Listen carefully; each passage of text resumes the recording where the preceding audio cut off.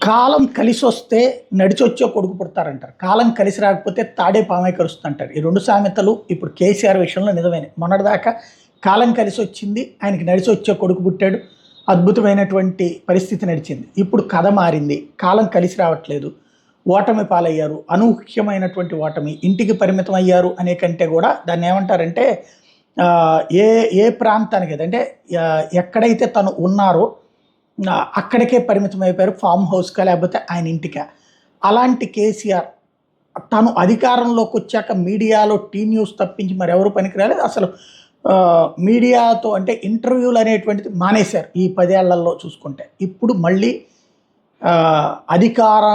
అధికారాంతంబున చూడవల అయ్యవారి గొప్పలని ఇప్పుడు కేసీఆర్ మళ్ళీ రోడ్డు మీదకు వస్తున్నారు. మీడియా కళ్ళబడుతోంది. టీవీ9కి తొలిసారి ఇంటర్వ్యూ ఇస్తున్నారు. ఎన్నికల్ని దృష్టిలో పెట్టుకుని టీవీ9కి రేపు ఇంటర్వ్యూ ఇవ్వబోతున్నట్టు టీవీ9 ప్రొజెక్ట్ చేసింది. లైవ్ ఇంటర్వ్యూ అన్నటువంటి దాదాపుగా దశాబ్ద కాలం అయిపోయింది అనుకుంటా కేసీఆర్ లైవ్ ఇంటర్వ్యూ ఇవ్వడం అన్నటువంటి. కాబట్టి మారింది. కాలం మార్చింది. ఓటర్ మార్చాడు కేసీఆర్ని.